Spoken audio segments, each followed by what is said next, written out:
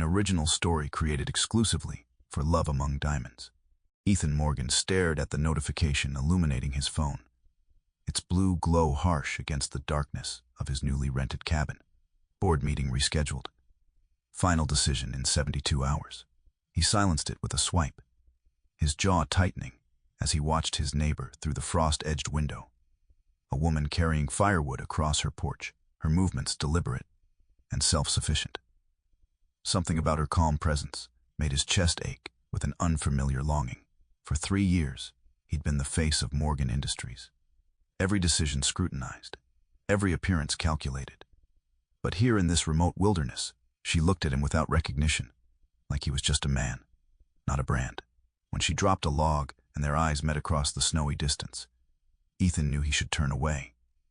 Remember the clause in his contract, the media speculation, the board's ultimatum.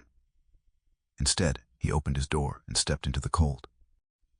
The rental company had promised isolation. That was the only reason Ethan Morgan had chosen this particular cabin. No neighbors, no curious eyes, no chance encounters that might trigger the media circus. He was desperately trying to escape. Yet there she was, barely 50 yards away, arranging firewood on her porch with methodical precision. His arrival, the previous night, had been calculated, after dark, with only the headlights of his black SUV cutting through the snowfall. The cabin itself exceeded expectations. Modern luxury disguised as rustic charm, with floor-to-ceiling windows facing the lake, a stone fireplace, and technology discreetly integrated into every corner, perfect for a CEO needing to disappear while still maintaining control. Ethan unpacked his laptop and placed it on the dining table that would serve as his command center for the next 2 weeks. His phone vibrated. Another message from Patricia, his PR director. Media still speculating. Board nervous. Remember our agreement. Complete privacy until announcement. He typed a terse reply. Understood. Remote location secured. No contact. The sound of splitting wood drew his attention back to the window. His neighbor, mid-30s, he guessed with dark hair pulled back in a practical knot, was wielding an axe with surprising efficiency. She wore no designer labels, no carefully curated outdoor gear like the women in his usual circles, just practical layers and a determined expression. When she dropped an armful of logs, scattering them across her porch steps, Ethan found himself moving before he could think better of it. The snow crunched beneath his Italian leather boots as he crossed the space between their cabins. "Need a hand," he called, his voice sounding unnaturally formal even to his own ears. She straightened, studying him with calm assessment. "The new neighbor, I presume." "Ethan," he said, offering only his first name, a rare luxury. "Mia," she replied, not extending her hand. "Wasn't told anyone would be renting the place next door." There was something refreshing about her lack of deference. In his world, people either recognized him instantly or sensed his position from his bearing, his clothes, the way others treated him. "Sorry to disturb your solitude," he said, bending to gather the scattered wood. "I was promised isolation as well." A slight smile touched her lips. "Well, we're both disappointed then." As he stacked the logs in her wood holder, his phone vibrated insistently in his pocket. Without thinking, he pulled it out. 3 notifications from his executive team, and a news alert mentioning Morgan Industries. He silenced it immediately, but not before noticing Mia's observant gaze. "Important business?" she asked, her tone neutral. "Nothing that can't wait," he lied, slipping the phone back into his pocket. "I'm here to disconnect." "Aren't we all?" she replied, her expression suggesting she didn't quite believe him. Though most people don't disconnect in cabins that cost $5,000 a week, so she knew exactly what kind of luxury lay behind his cabin's rustic facade. Ethan felt unexpectedly exposed. "I appreciate quality and privacy," he said simply. "Privacy," she echoed, something knowing in her tone. "Well, I won't disturb yours if you don't disturb mine." The boundary was clear and strangely appealing.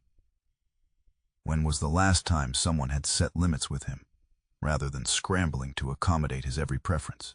"Fair enough," he agreed. His phone vibrated again. This time, Mia's eyes flickered to his pocket, then back to his face. "Your disconnection is calling," she observed dryly. Ethan felt a flash of irritation, not at her, but at the constant demands that followed him even here. Unfortunately, some ties take longer to sever. She nodded, then surprised him. I'm making venison stew tonight, more than I need. You're welcome to join me at 7. Before he could respond, she added, no phones at the table, though. That's my rule. The invitation hung between them, unexpected and strangely tempting. Dinner with a stranger who knew nothing about Ethan Morgan, CEO. No agenda. No business discussion disguised as social niceties. I'd like that, he said, realizing he meant it. 7 o'clock then. She turned back to her woodpile, a clear dismissal. And Ethan. I don't need to know whatever it is you're hiding from. But I don't participate in deceptions either. He stared at her, momentarily speechless. What makes you think I'm hiding? Mia gave him a look that was both perceptive and unimpressed. People who come here for peace look at the mountains first. You keep checking the road. With that, she disappeared into her cabin, leaving Ethan standing in the snow, feeling strangely exposed and inexplicably intrigued. Morning arrived with crystalline clarity, sunlight refracting through frost-covered windows. Ethan had been awake for hours, reviewing quarterly projections and answering carefully selected emails. His temporary disappearance was strategic, a board-mandated sabbatical, while the PR team managed fallout from a data breach that had exposed sensitive client information. Not his fault, but as the face of the company, he would bear the burden of public accountability. The sound of chopping wood drew him to the window again. Mia was already active, her breath visible in the cold air. Without conscious decision, Ethan pulled on his coat and boots. Morning, he called, approaching her woodpile. Need help? She paused, axe balanced in her gloved hands. Didn't expect to see you before dinner.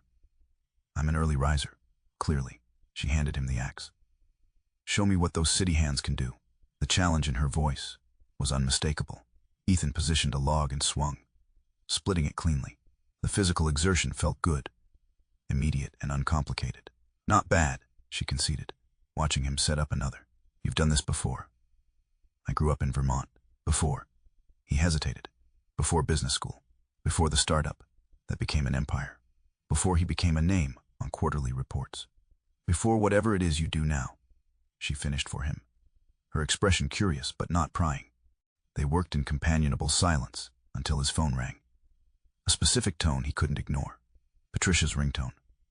Excuse me, he said, stepping away. I need to take this. Mia nodded, reclaiming the axe. Patricia, he answered, keeping his voice low. What's happened? The Journal is running a piece tomorrow. Where is Ethan Morgan? They're speculating about health issues, company instability, even suggesting you might be negotiating a sale. Ethan pinched the bridge of his nose. Stick to the statement. Personal leave, full confidence in the executive team, returning before the quarterly announcement. The board wants more.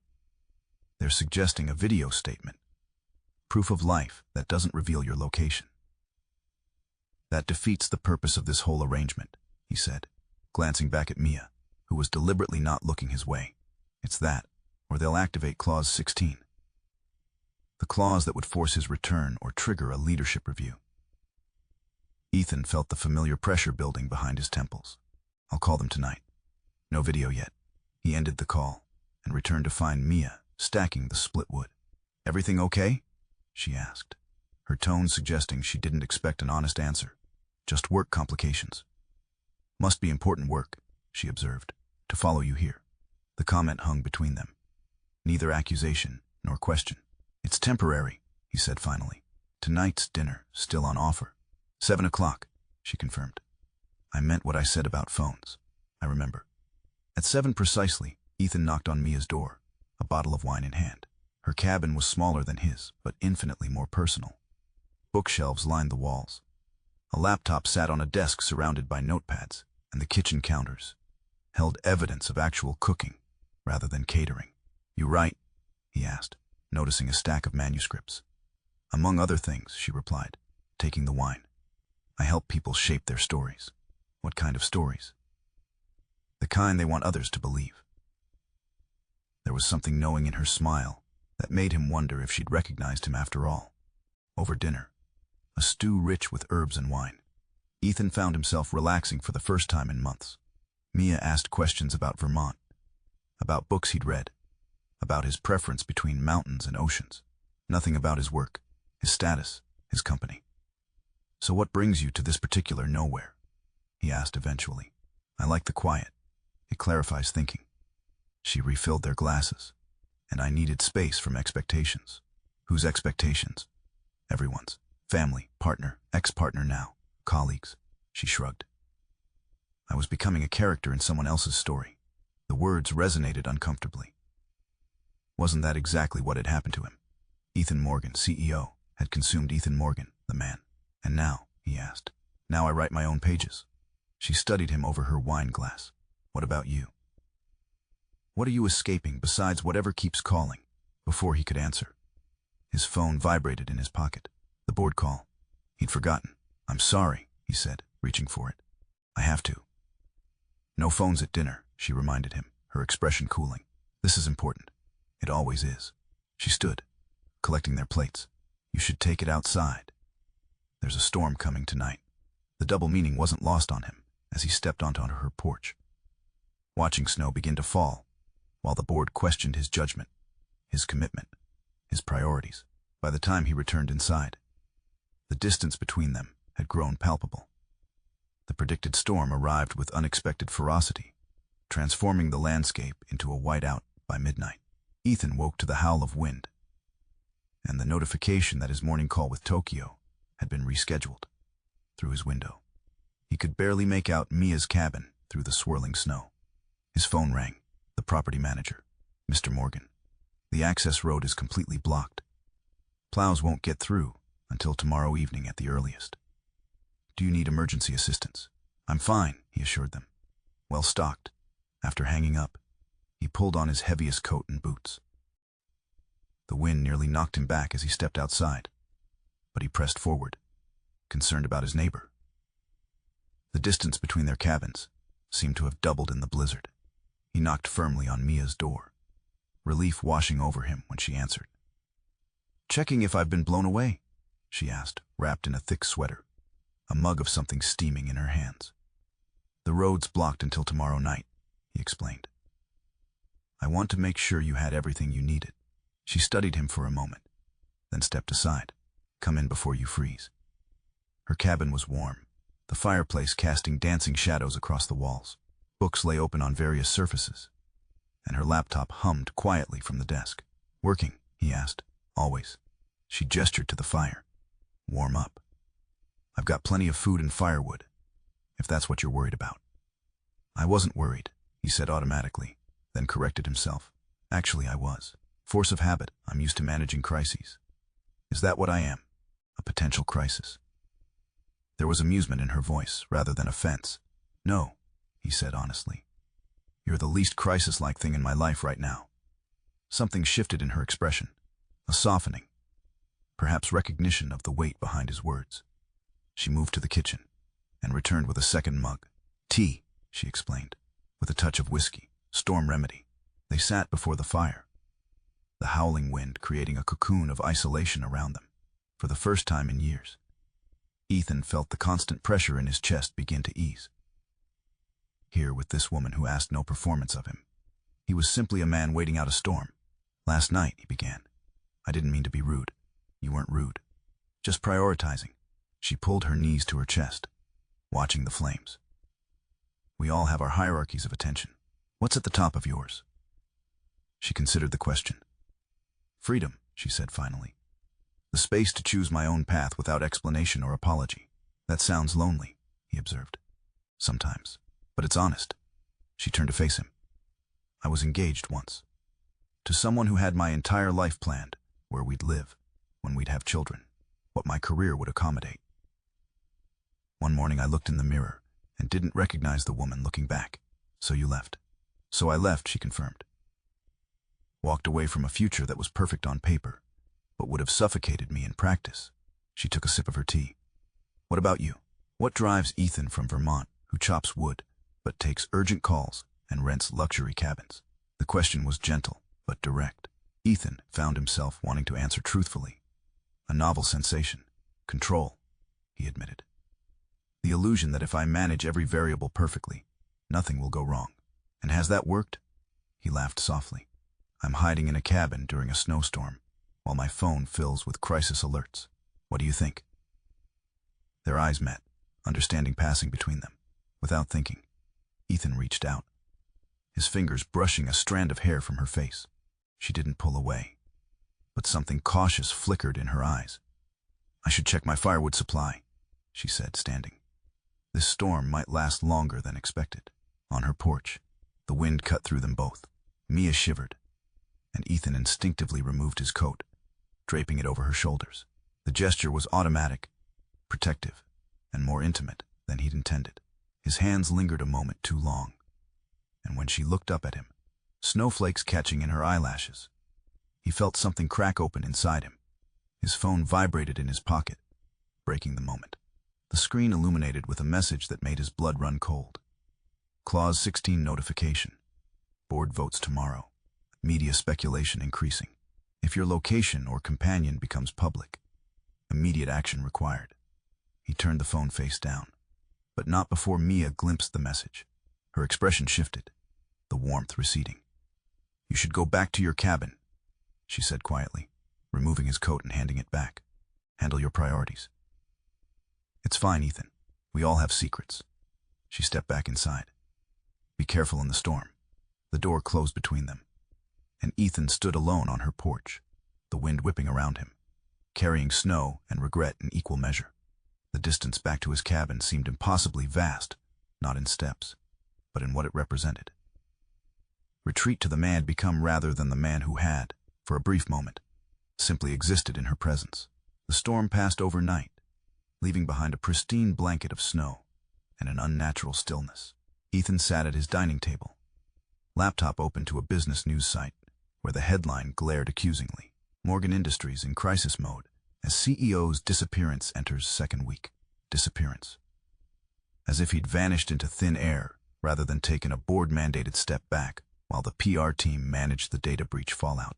The article speculated wildly: health problems, mental breakdown, even suggestions of financial impropriety. Each theory more damaging than the last. His phone rang. Patricia again. They're running with the disappearance angle, she said without preamble. The board is panicking. Johnson is suggesting we release a statement that you're in a wellness retreat. That sounds like I had a breakdown. Better than them thinking you're fleeing responsibility. We need something, Ethan. A controlled narrative. Control. Always control. Ethan rubbed his temples. Draft something that says I'm taking personal time to strategize the company's next phase. No health implications, no locations, and the board vote. Tell them I'll video conference tomorrow. I'm not cutting this short. After hanging up, Ethan stared out his window toward Mia's cabin. No smoke rose from her chimney. No movement visible through the windows. The notification she'd glimpsed last night weighed on him. What had she understood from those few words? Decision made. He pulled on his boots and coat and made the trek to her door. His knock went unanswered. He was turning to leave when the door finally opened. Mia stood there, her expression carefully neutral. Morning. I wanted to explain about last night, he began. No need. Her tone was polite but distant. Your business is your own. May I come in? She hesitated, then stepped aside. Inside, her laptop was open on the coffee table, and Ethan caught a glimpse of the screen before she closed it. The same news site he'd been reading, the same headline about his disappearance. The realization hit him like a physical blow. She knew exactly who he was. How long have you known? He asked quietly. Since yesterday morning. She crossed her arms. I didn't recognize you at first. You looked different without the power suit and corporate backdrop. But after your mysterious phone call, I got curious. And now I understand why you're checking the road instead of admiring the mountains, she sighed. What I don't understand is why you're here, talking to me, when your contract apparently forbids it. So she had read the notification. Ethan felt a strange mix of relief and apprehension. The clause is about public appearances that might generate speculation during a sensitive period. It's not about. He trailed off, unsure how to categorize what was happening between them. Not about having dinner with an unknown woman in the middle of nowhere. She raised an eyebrow. Seems exactly the kind of thing a crisis management team would worry about. You're not a crisis, he said firmly. No, but I could become one, couldn't I? She gestured to her laptop. According to those articles, you're either having a breakdown, hiding from scandal, or planning to sell your company. If someone saw you here, with me, it would fuel speculation, he admitted. And trigger whatever Clause 16 is. She met his gaze directly. I don't want to be part of someone else's deception, Ethan. I've been that person before. The one used as cover, as distraction, as a convenient narrative. The hurt beneath her words was palpable. Ethan wanted to reach for her, but kept his distance. That's not what this is, he said. What is it then? The question hung between them, demanding an answer he wasn't prepared to give.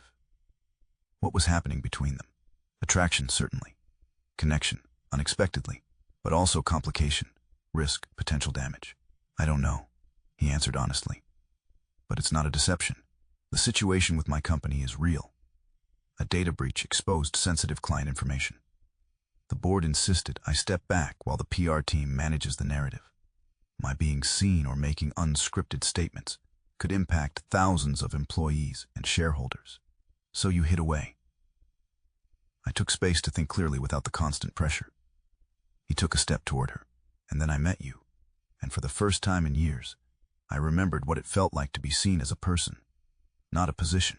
Something flickered in her eyes, understanding, perhaps even longing. But she maintained her distance. I respect your situation, she said finally. But I need to protect myself. Whatever is happening between us, attraction, connection, whatever you want to call it, it can't continue while you're living a double narrative. Mia. I've worked too hard for my independence to become collateral damage in someone else's corporate strategy. Her voice was gentle but firm. When you figure out which version of Ethan Morgan you want to be, let me know. Until then, I think we should maintain our original agreement. Your privacy, my privacy. The boundary was clear, reasonable, and felt like a physical pain in his chest. Ethan nodded, understanding completely, even as he wished for a different answer. For what it's worth, he said at the door. The man who sat by your fire last night, that's the real version. Her smile was sad. I hope you're right, for both our sakes. As he walked back to his cabin, the distance between them felt vastly greater than the few yards of snow-covered ground. His phone vibrated with another call from the board, and for the first time, Ethan let it go to voicemail. The board meeting began precisely at 9 the next morning. 7 faces in small digital boxes on Ethan's laptop screen, their expressions ranging from concern to barely concealed impatience. Ethan, we've drafted a statement. Richard Johnson, the board chair, began without preamble. We're announcing you're at an executive retreat in Colorado, focusing on strategic planning for Q3. That's not true, Ethan pointed out. It's a narrative that protects everyone involved, Patricia interjected. The media is spinning wild theories. We need to control the story. Control, that word again. Ethan glanced out his window toward Mia's cabin. Smoke rose from her chimney. But otherwise there was no sign of life. And if I don't agree, he asked, returning his attention to the screen. Uncomfortable glances passed between board members before Johnson cleared his throat. Then we activate Clause 16, effective immediately. Temporary leadership transition until the situation stabilizes. The threat hung in the digital space between them.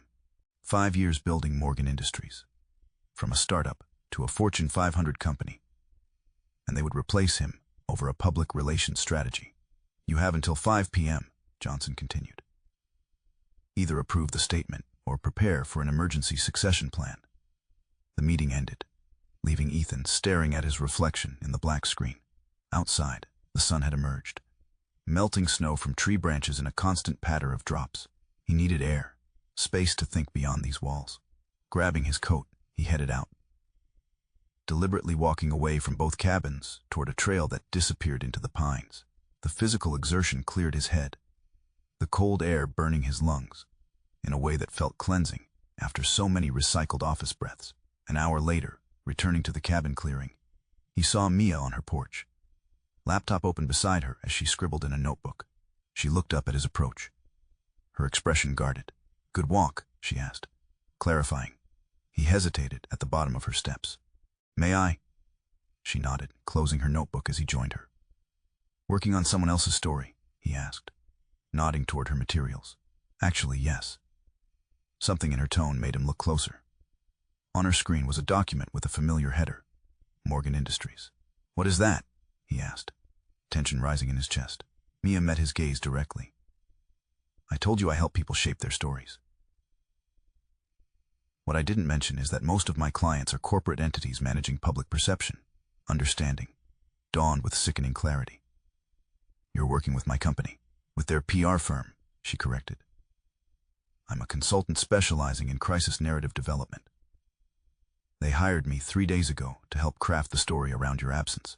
Ethan felt the ground shift beneath him. "You knew who I was all along." "No," she said firmly. "That's what I've been trying to tell you. I had no idea you were Ethan Morgan until yesterday. The firm didn't disclose your location. They don't know it themselves. This is the definition of cosmic coincidence." He wanted to believe her, needed to believe her. "So what happens now?" "You report back that you found me." "I'm not a spy, Ethan." Hurt flashed across her face. "I'm a writer who helps shape public narratives. And right now, I'm caught in an impossible ethical position. Which is, if I continue working on your company's messaging while knowing the truth, I'm complicit in a deception. If I withdraw without explanation, I damage my professional reputation. If I tell them I've actually met you." She trailed off. "Clause 16 activates," he finished, "and I lose control of my company." The irony wasn't lost on either of them. The woman he'd been drawn to precisely because she existed outside his corporate world was actually embedded within it. "What are they saying about me?" he asked after a moment. "That you're brilliant but unstable. That the data breach affected you more deeply than anyone realized. That you might not be fit for leadership during crisis." She met his eyes. "They're preparing for your replacement while publicly supporting you." The betrayal stung, but not as much as it should have. Hadn't he always known that corporate loyalty extended only as far as the next quarterly report? "And what do you think?" he asked quietly. "I think you're hiding from more than just media speculation." Her voice softened. "I think the man who splits wood and watches Snowfall might be more real than the CEO who never disconnects from crisis calls." Her insight cut through his defenses, exposing the truth he'd been avoiding. He was tired. Tired of performance, of constant vigilance, of being Ethan Morgan, CEO, instead of simply Ethan. "They want me to lie," he said. "Pretend I'm at a strategic retreat while they prepare to replace me. What do you want?" The question was so simple, yet no one had asked it in years. What did Ethan Morgan want? Separate from what the company needed, what the board expected, what the market demanded. He looked at Mia, really looked at her, and saw someone who had chosen freedom over security, authenticity over performance. The answer came with surprising clarity. "I want to stop hiding." She nodded, understanding the weight of his decision. "That will have consequences." "Everything does." He stood, decision made. "I need to make a call." As he walked back to his cabin, Ethan felt lighter than he had in years. The board would activate Clause 16. The media would speculate wildly. His carefully constructed control was about to shatter, and somehow, none of that seemed to matter anymore. The plows cleared the access road by late afternoon, the mechanical growl of engines breaking the wilderness silence. Ethan stood at his window, watching as normal access to the outside world was restored, both literally and metaphorically. His phone rang. "Patricia, right on schedule." "It's 5 o'clock, Ethan. The board is waiting for your decision." He took a deep breath. "I'm not approving the Colorado story." Silence then. "You understand what this means?" "Completely." His voice was calm, resolute. "I'm issuing my own statement. I've emailed it to you and the board. It goes live in 1 hour. Ethan, don't do this." "It's done, Patricia." He ended the call, turning off notifications as his phone immediately began vibrating with incoming messages from board members. The statement he'd written was simple. He was taking personal time to reassess priorities following the data breach. Location undisclosed. No lies, no elaborate cover story. Just the unembellished truth that he needed space to be effective when he returned. With 1 hour before his professional world erupted, Ethan crossed the snow to Mia's cabin. She opened the door before he could knock, as if she'd been watching for him. "You did it," she said. "It wasn't a question. How did you know?" "Your PR firm just sent an urgent email terminating my contract." A small smile played at her lips. "Apparently my services are no longer aligned with their strategic direction." "I'm sorry," he said, meaning it. "I never meant to impact your work. Don't be." She stepped aside, inviting him in. Some clients aren't worth the compromise. Her cabin was different somehow. Books packed into a box. Laptop closed and unplugged.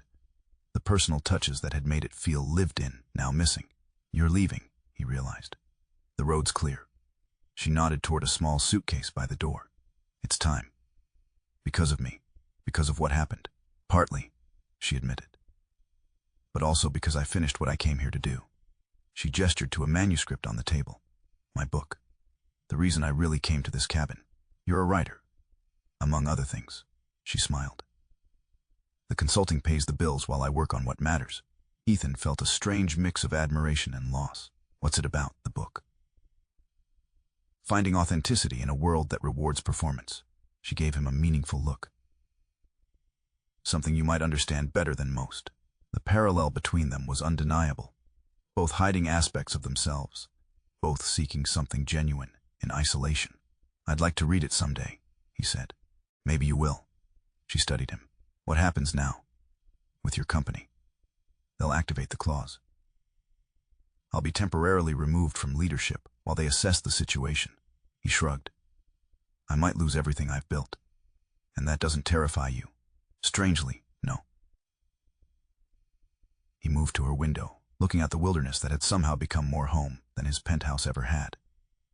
"I built Morgan Industries to create something meaningful, not to become its prisoner. What will you do?" "Fight for it, if it's worth fighting for. Let it go if it's not." He turned back to her. "Either way, I'm done hiding." Something shifted in her expression. Respect, perhaps, or recognition of the courage such a decision required. "When do you leave?" he asked, nodding toward her suitcase. "Tonight. My car's already packed except for these last few things." She hesitated, then added softly, "You could come with me." The invitation hung between them, unexpected and tempting. "To where?" "I have a cottage on the coast. It's small, nothing like what you're used to, but it's quiet. Good place to figure out next steps." She met his eyes directly. "Or you could stay here, handle the fallout, reclaim your company." Both paths stretched before him. Return to the world. He'd built or step into something entirely new with this woman, who saw through his carefully constructed facades. "What would happen if I came with you?" he asked. "I don't know," she answered honestly, "but I have conditions." "Of course you do," he smiled. "No hiding, no performance. No using me as a shield from whatever comes next." Her voice was firm. "I won't be part of someone else's escape plan. And if I stay, then we acknowledge what might have been, and we both move forward. No drama, no emotional manipulation, just clear-eyed reality." Ethan crossed the room to stand before her, close enough to see the flecks of gold in her brown eyes. "And if I come with you, then return to fight for my company later. Then you do so as yourself, the man who chops wood and watches snowfall, not as the CEO who never disconnects." She reached up, her fingers brushing his jaw. "That's the man I want to know better." In that touch was everything he'd been missing. Genuine connection without agenda or performance. His phone vibrated in his pocket. The board, no doubt, reacting to his statement. For the first time in years, Ethan let it ring. Instead, he reached for his coat, the same one he draped over her shoulders during the storm, and held it out to her. "It's cold outside," he said simply. "You'll need this for the drive." She took it, understanding the gesture for what it was, not just warmth, but choice. "Are you coming?" she asked. His answer was to reach for her suitcase, lifting it with the certainty of a decision, made not from fear or obligation, but from the quiet recognition of what truly mattered. Outside, the last light of day painted the snow in shades of gold and blue. Two sets of footprints led away from the cabins toward whatever waited beyond the wilderness. Not promises of forever, but the honest possibility of something real.